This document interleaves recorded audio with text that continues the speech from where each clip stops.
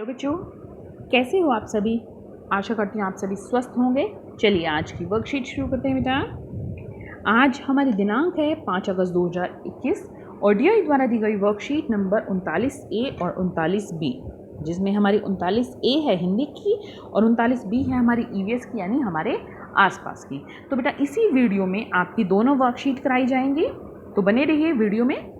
ये है कक्षा 4 के लिए। यहाँ हम अपना सेक्शन लिखेंगे A, B या C, जो आपका सेक्शन है। आज हम हमारी पाठ्यपुस्तक रिमझिम में मन के भोले भाले बादल, जो पहली कविता है, उसी से संबंधित आज की वर्कशीट है। यहाँ आपको अपना नाम और यहाँ पर अपने शिक्षक या शिक्षिका का नाम लिखना है।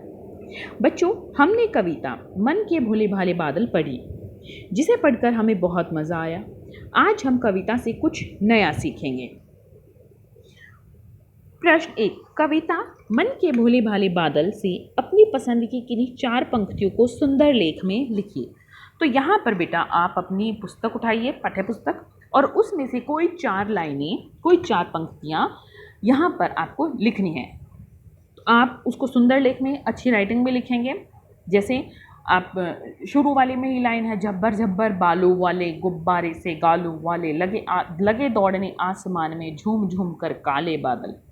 या फिर उसके बाद वाली लिख सकते हैं, कुछ जोकर से तोंद फुलाए, कुछ हाथी से सूंड उठाए, कुछ ऊँटों से कूबड़ वाले, कुछ परियों से पंख लगाए। तो आपको जो भी पंक्तियाँ अच्छी लग रही हैं, जो भी लाइन अच्छी लग रही हैं, जो भी पंक्तियाँ अच्छी लग रही है बेटा, उनको यहाँ पर आप अपनी पाठ्य पुस्तक से देखकर लिख सकते हैं।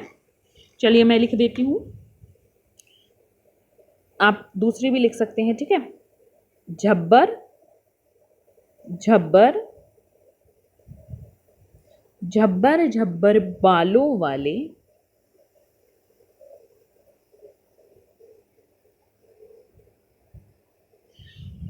गुब्बारे से गालों वाले,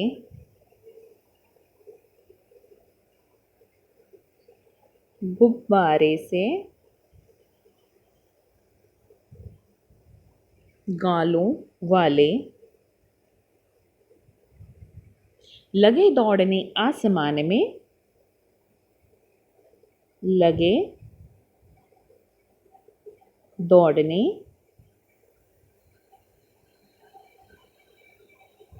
आसमान में, झूम झूम कर काले बादल, झूम झूम कर काले बादल। तो आप कोई और पंक्तियां भी लिख सकते हैं बेटा, जो आपको अच्छी लगे, ठीक है। अब आगे देखते हैं भाग 2, जो प्रश्न 2 है वो है, कविता में बादल को किस किस के जैसा बताया गया है, रेखा खींचकर बताइए। तो जब आप ये कविता पढ़ेंगे तो इसमें आप देखेंगे, जैसे क्या है ये, इन्होंने एक किया हुआ है हाथी, हाथी से सूंड उठाए, फिर है जोकर से तोंद फुलाए, फिर है आगे है बेटा इसमें शेरों से मतवाले बादल, ठीक है। और यहाँ पर इन्होंने बंदर और कछुआ दिया गया है, तो बंदर और कछुए जैसा ये नहीं बताए गए हैं, ये इन 3 जैसे ही बताए गए इनमें से।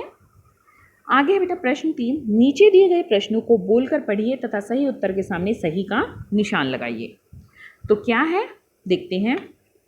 पहला प्रश्न, बारिश आने से पहले बादलों का रंग कैसा होता है, हरा, काला या लाल। तो हमारा बादलों का रंग हो जाता है काला, तो आप इस पर टिक लगा लीजिए।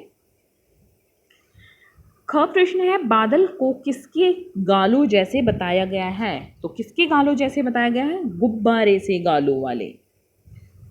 बादल के गाल किससे जैसे बताए हैं, गुब्बारे से, जैसे फूले हुए से। तीसरा है ग, बादलों पर किसके पंख लगे हुए हैं। बादलों पर बेटा परियों के पंख लगे हुए हैं। ये लाइन है, कुछ परियों से पंख लगाए, तो परियों जैसे पंख लगाए हुए हैं। बारिश आने से पहले बादल का रंग होता है काला बादलों का। बादल गुब्बारे जैसे गालों वाले बताए हो गए हैं बादलों को। बादलों पर परियों के पंख लगे हुए हैं। आगे देखते हैं बेटा भाग 4, कविता में आए कुछ शब्द भूल भुलैया में खो गए हैं, उन शब्दों को ढूंढकर तालिका में लिखिए। तो देखिए ढोलक शब्द तो इन्होंने लिख दिया।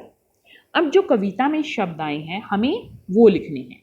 देखिए क्या है, कुबड़। कुबड़ कहाँ आया है आपका, कुबड़ है कुछ ऊंटों से कुबड़ वाले,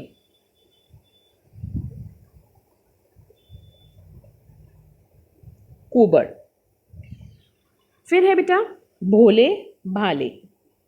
भोले भाले तो बहुत आया है हमारे यहाँ पर, कहाँ पर आया है? कविता का नाम ही भोले भाले बादल है, मन के भोले भाले बादल।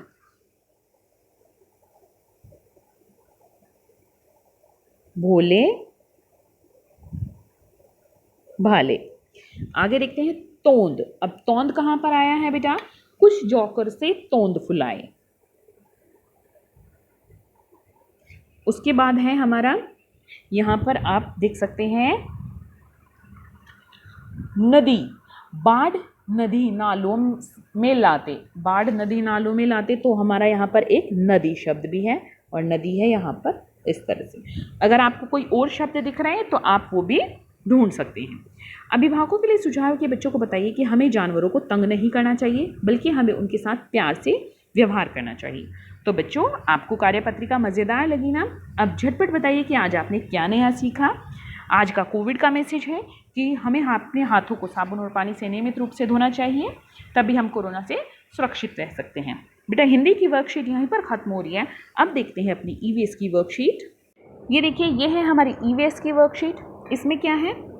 ये है 39B ईवीएस सब्जेक्ट की क्लास 4 के लिए लुकिंग अराउंड, यानी हमारे आसपास जो बुक है उससे ईयर टू ईयर, जो हमारा लेसन है यूनिट 2 है, ईयर टू ईयर, वहाँ से ये वर्कशीट है।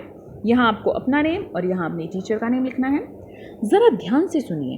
वो गली का शोर, सब्जी वाले भैया की आवाज़, संगीत, गाड़ी का हॉर्न, टीवी की आवाज़ आदि, ये सब आवाज़ें हम कैसे सुन पाते हैं? जी हाँ, अपने कानों से। बच्चों, जानवर भी ठीक उसी प्रकार हमें सुन पाते हैं और तभी वो हमारी आवाज़ सुनकर प्रतिक्रिया दे पाते हैं। आज हम विभिन्न जानवरों के कान और उनके विभिन्न आकारों के बारे में जानेंगे। पहला है प्रश्न, यहाँ पर नीचे कुछ जानवरों के चित्र दिए गए हैं। चित्र देखकर जानवर को पहचानिए और उसका नाम अपनी कॉपी में लिखिए। तो ये पहला जानवर देखिए, ये ऊपर हमारे क्या है? ये देखिए, ये आपको पहला जानवर दिख रहा है, ये है हमारा खरगोश। कान से ही पहचान में आ रहा है खरगोश, और फिर इसके दांत भी दिखाई दे रहे। ये है हमारा कुत्ता, डॉग। ये है बेटा पांडा। इसको हिंदी में भी हम पांडा ही कहते हैं और इंग्लिश में भी पांडा ही कहते हैं। भालू जैसा लगता है ये।